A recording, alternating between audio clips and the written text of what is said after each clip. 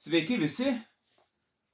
Ilgai pribrendęs reikalas ir iš tikrųjų galima kaip atspirties tašką įvardinti 2009 metus.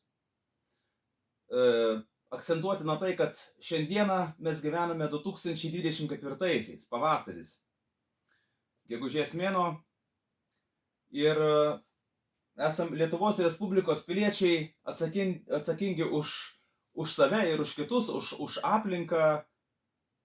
Šiai kalbai pasitelkiau vieną dokumentą, kurio galiojanti redakcija yra nuo 2022 metų rugpjūčio 15 diena, tai yra teisės aktas, dokumentas 371. Nacionalinio oro taršos mažinimo plano patvirtinimas. Tai vat, įsiskaičiau, pasižiūrėjau, kas čia rašoma nacionalinėje darnaus vystymosi strategijoje, nustatyti su oro taršos mažinimu susiję tikslai, uždaviniai ir kryptis bei vertinimo kriterijai. Trečia lentelė. Čia kalbama, kad plėtoti aplinką mažiau teršiantį ir mažesnį poveikį žmonių sveikatai turintį transportą. Antras punktas kalba plėtoti viešai transportą, teikti pirmenybę netaršioms arba netokioms taršioms priemonėms transportą ir mažiau triukšmą keliančioms transporto priemonėms.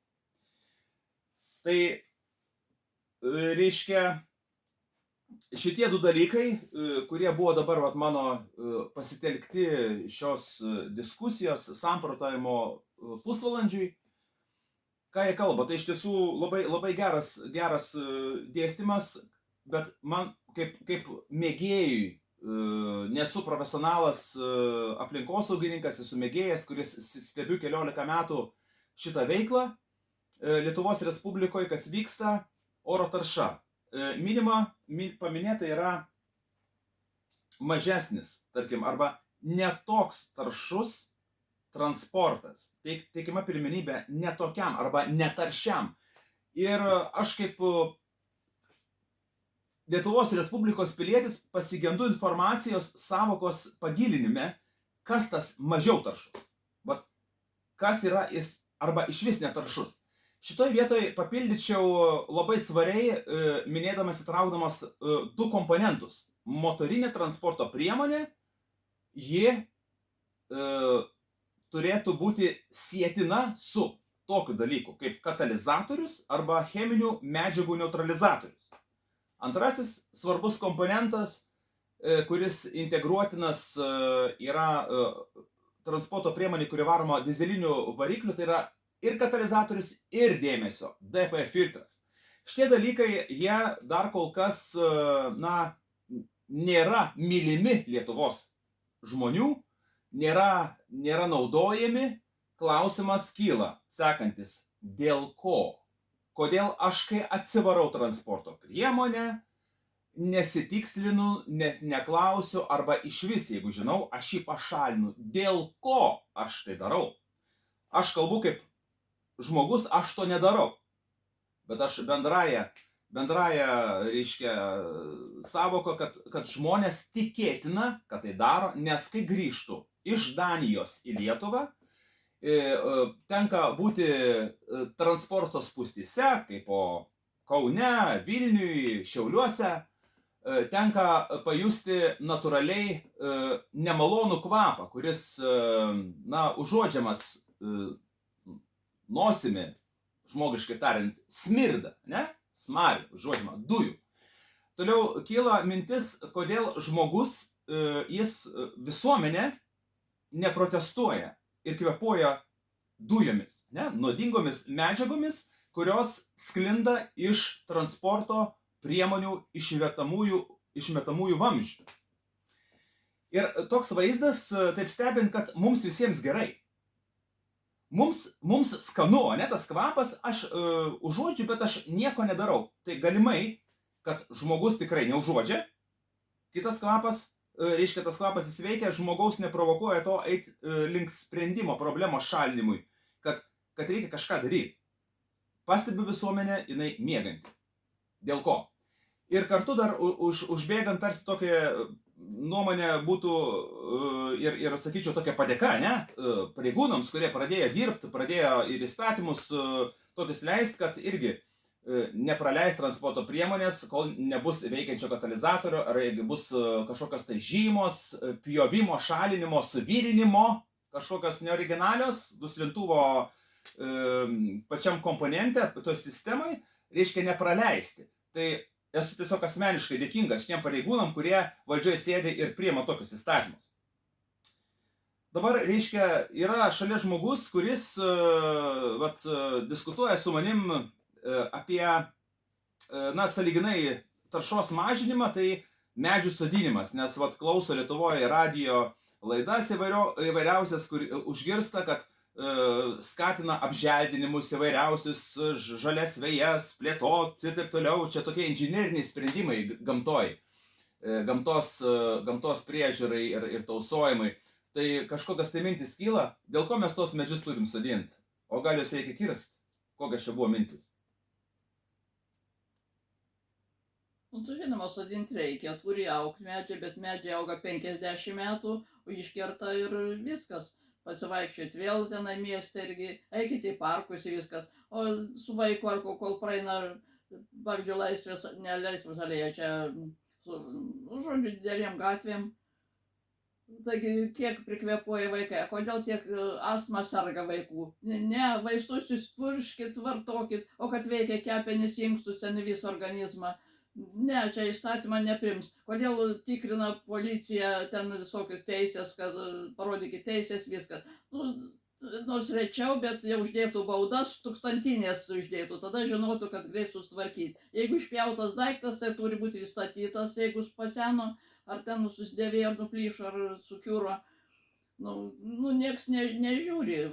Svarbu teisės, kad būtų ir važiuoja mašinos. Čia nepamatysi, atvažiavus į svečius. Matau, nerūkstančių dūmelių, nors lekia greičiu 130 ir visokiais greičiais, nepamatysi, pradeda važiuoti iš išmetamų dujų, nesimato nieko. Ir čia žmonės juokiasi, kaip gali išimti, jeigu žmogui priklauso tas dalykas, ta detalė.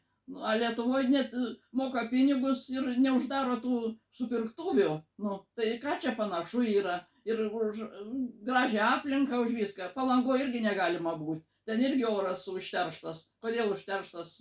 Ten nuo tų visų skenduolių, nuo karo likusių. Bet aišku, šitos temos neliesim, kas vandenyje vyksta, nes mano tyrimasis objektas tai yra konkrečiai transporto priemonė ir taršos prevencija, būtent susijusi su vidaus degimo varikliais. Tai jeigu kalbant apie motorinės transporto priemonės, ir kaip ir tikrai yra ne vienas žmogus, kuris diskutuojam kartu, kodėl, aš manau, kad tikrai turim nuostabių mokslininkų, kurie Lietuvoje dėstytojai, docentai, profesoriai, miniu aš tuos, reiškia, 2 laipsnius mokslinius, kurie tikrai prirašė labai daug traktatų, kas yra traktuoja, kaip išmastau, kaip aš ištraktuoju, ne, kaip aš išvinioju, ne, taip liaudiškai tariant, enciklopediniam, kaip sakyt, lygiai. Aš šitoj vietoj susiduriu su metodikos trūkumu. Metodiko, dabar mes kalbam apie užuodimą.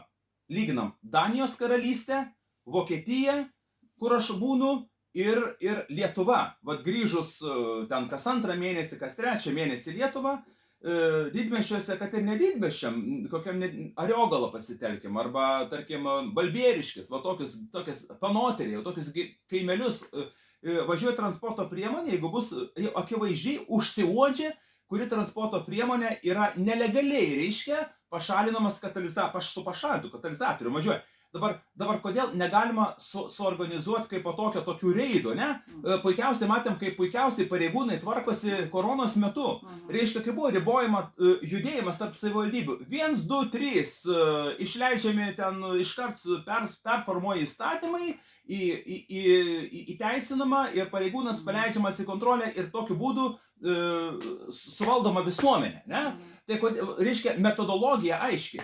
kodėl, pavyzdžiui, mes negalim integruoti tokių patikrų aplinkosaugininkų pareigūnai, skirti lėšas būtent biudžetui, kad daugiau telkti jėgas, dėmesį į tas taršias transporto priemonės, nes iš tikrųjų, gerai, aš, pavyzdžiui, knygų nerašau, aš netlieku jokių mokslinių eksperimentų, kad galėčiau dabar, reiškia, pateikti kažkokius skaitmenis, bet žiūrėkim, dabar užsiuodžia, kur ta metodika, kodėl nėra sukurta metodikos, kad tikrai yra, kaip ir žmogus paminė, kad vartoja prieš asmenis hormoninius preparatus, kurie kenkia. Dabar mes negalime įrodyti, kad jie kenkia.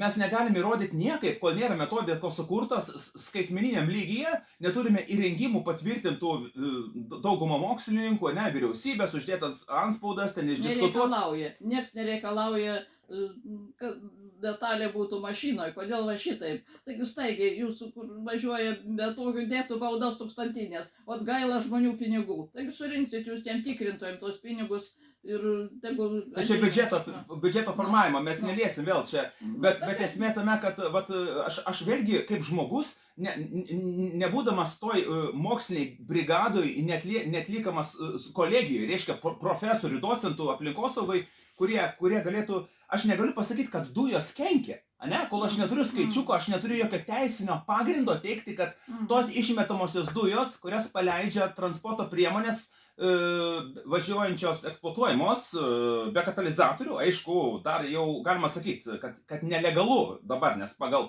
teisės aktų skaitant, nelegalu, bet ta komanda, kuri turėtų iš tikrųjų optimalizuoti stabdymus tos, skaidrinti tą konkrečiai, kad nes grįžti Lietuvą plika akim ir plika nosim, reiškia, užuodžiama ir stebima tie dūmai, ypatingai kai pradeda akceleracija, kai pradeda transporto priemonė vystyti nuo šviesoforo, neužsidegus žaliam, jis pradeda važiuoti ir pliūpsnis, tarkim, juodo garo, dūmo ir ne vieną teko užfiksuoti. Tai dabar klausimas, tai aš dabar turiu įrodinėti, kad kenkia, o kiek, pavyzdžiui, mamų besilaukiančių vaikšto gatvėmis ir siunčia būsimam vaikui neštas nuodingas cheminės medžiagas. Tai ir mes diskutuojame, būdami profesoriais, jau bakalauras, tai aš jau nekalbu, čia jau kiekvienas žmogus su bakalauru, magistru, jau dabar docentai, mokslo daktarai, šitiek Lietuvoje turi mokslininkų, tokie universitetai, viskas stovi, dabar paminėjau šitos diskusijos pradžiai 2009 metus, ką pradėjau rašyti raštus, būdamas neteisininkas, esu pats pedagoginį išsilavinimą turintis žmogus, rašiau raštus ir Delfi publikacijos, į žiniasklaidą, tai būdavo apmėtytos akmenimis. Kodėl, tu susako, tu nuvažiuok ten kažkokį Činguangą, ten kažkokį tai kraštą, kur ten Kinija, kur ten pramonės rajonas, tai tu pasižiūrėk gal į Belgiją, tu pasižiūrėk į Daniją, į Norvegiją, tai daryk. Kodėl šitiek pareigūnų, kurie dabar sėdi vyriausybei, taigi visi lankosi užsienį, mato aiškiausią švarą. Kodėl mes negalim paimti, 1-2 sudarom teisės aktus, paskiriam brigadą pareigūnų, kurie tikrina, kurie nepraleidžia, reiškia pastatom kiekvienoje savivaldybėje. Viskas. Uždedam baudas, aišku, ne tūkstantinės, nes žmogus neįsimokės, bet nors 200-300 eurų bauda, tokį užbaudavimą mes gal kažkaip, ir plus dar vienas dalykas, susidūriau, skambinu į vieną kitą švietėjiškai skleistą informaciją, ugdymo institucijas, nei vienas direktorius nepriima, nenori, kaip užkaltos sienos, tu negalėt kalbėti, žmogus esu su pasigirsiu 2, reiškia, pedagoginiais diplomais, neturiu teisės eit kalbėti, nes kažkas tai su politika susiję. Kame reikalas? Kodėl esu užgniaužiamas? Kame reikalas, gerbėmiai ponai? Seimo nariai taip nutarinėja. Visiems gerai, visiems ką čia įsigalvojat, oras. Aš jaučiu, pavyzdžiui, sena jau esu, kur Lietuvoje oras, atvažiuoju čia lengva kvėpuoti, gerą visą, kad čia švaru. Kaminai nerūksta niekur, jokie fabrikai, jokie nieko. Nebūtinai anglim kuriant, bet yra dujos po žemė gal ar kaip ar ką. Katalizatoriai papildymai pasakysiu, yra katalizatoriai sustatyti. Fabrikuose nerūksta dūmai, ne taip kaip pavyzdžiui, kur Kėdainiuose chemijos fabrikas ir gal ir Jonavos ir dar ir daugiau yra, Kaune. Taigi, padarykit, pinigų nėra. Na čia kalbant bendrai apie taršą, bet jeigu koncentruotis vėl grįžti į kiek fabrikų mes suskaičiuosim, tikrai nebus 100 Lietuvoje, ne? O kiek dabar registruotų yra transporto priemonių. Gerai, dabar dar sugrįšiu dar truputį taip koncentruotis į tam tikrą segmentą. katalizatorius išrastas ir pradėtas naudoti 1985 metais.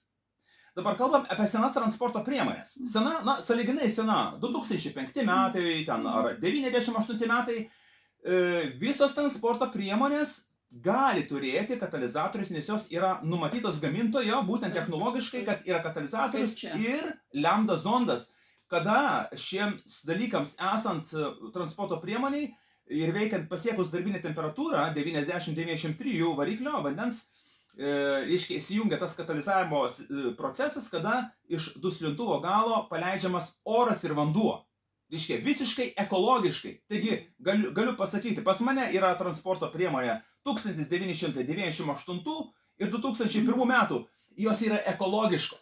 Ekologiškos ta prasme, todėl kad turi su V6 varikliai galingi, turi 4 katalizatorius. Ir aš būdamas astmatikas, aš nieko neužuodžiu absoliučiai, ne dėl to, kad man kažkas kažkur kažkaip.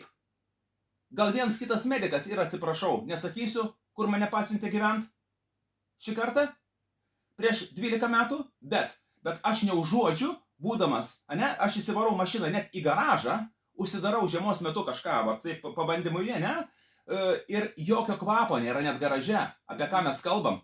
Gerbiamieji mokslininkai, ar galėtumėt visuomeniai pateikti išsamesnės informacijos, kokią reikšmę turi katalizatorius, o pareigūnai, kurie aplinkosaugininkai, kurie galėtų tikrai būti finansuojami stipriai ir paleisti pajėgas galingas, tikrint ir, kaip sakant, grubiai tariant, išgaudyti visas tas mašinas, arba šeimininkus tų transporto priemonių valdytojus ir įpareigot, susidėt pagal dėmesio, ne taip susikurt kažką tai kažkaip programiškai, bet įsidėti katalizatorių ir DPF filtrą ir tvarkingai toliau eksploatuoti ir padaryti tokiu būdu ekologišką transporto priemonę. Atsiveža mašinas iš Vokietijos, iš visko su katalizatoriais. To yra, kur specialistai išpjaut. Reiškia, čia važinėja visi su katalizatoriais. O tai nereikalinga, gauna ten kažkokią dalelę, paima iš katalizatorius ir naudoja. Kur tikrintojai? Kodėl netikrina? Jūs neuždžiokit senom mašinom, bet su katalizatorius tai sena puikiausiai, jeigu važiuoja, jeigu eina regitroje ten patikrina viskas. Ko nežiūri katalizatorių tų visų, išmetamų dujų kiekio visko. Ir policija nežiūri. Kaip teises tikrina, taip turi tikrinti ir tuos nors retkarčiais, bet jau kad bijotų, drebėtų visi žmonės neišpjauti. Nes katalizatorius vėl pabrėžtina, kai jis standartiškai jo gyvavimo laikas ir funkcionavimo yra 200 000 kilometrų. Tai, tarkim, įsimontuoti katalizatorių už, tarkim, 500 eurų, tai yra labai pigu, palyginus, kiek mes galim nuvažiuoti. 200 000 kilometrų yra labai daug. Kitas dalykas, norėjau padubliuoti šitą tokią mintį dėl supirktuvių. Supirktuvės yra gerbtinas dalykas ir turi būti supirktuvės dėmesio, nes tie katalizatoriai, kurie užsikiš ir bus pašalinti, jie mėtysis po gatves. Tai čia mes negerbiam savęs tokiu atveju. Turi būti supirktuvės, rūšiavimas visų atliekų, taip pat įskaitant ir katalizatorius DPF filtrus. Jie beje yra ir restauruotini kai kurie modeliai. Bet kas yra pabrėžtina, kad jie privalo būti ir kalbant apie metodiką, nes mes turim daug mokslininkų, profesorių, docentų universitetuose, kurie rengia studentus, kurie paskiau paleidžiami į tas pareigybės, kurie tikrina. Taip, kad mes kalbam tai, kad Lietuvoje privaloma. Ir dabar kas šitą įrašą matys? Šitą netiesioginę transliaciją. Aplinkosaugininkai, visi ministrai, vyriausybė. Tai tikėkimės tam tikrų rezultatų. Aišku, jau praėjo daug metų, 14 metų, kada pradėtas šitas procesas. Aišku, tikrai dėkoju tiems, kurie dirba, kurie yra ministerijose, kurie rašo projektus, bet norėtųsi dar jums kartu padėkojant ir jūs paskatinti, kad veikti efektyviau. Nelaukti 5 metų, nelaukti rytdienos. Šiandien susisėst su brigada, susisėst komanda, išsikristalizuoti mintis ir paleisti. Reikia pagalvoti tik tai, kaip yra, patys nemato. Aš nežinau, jie turbūt kaukės susiję kažkokias nematomas ir važiuoja, oi, čia viskas gerai, viskas yra blogai, tikrai dėl gamtos apsaugos tai tikrai blogai. Gerai viskas. Ačiū uždėmesį, ponai. Tikimės gero, šaunaus ir profesionalaus susikalbėjimo ir bendradarbiavimo tame. Viso geriausio.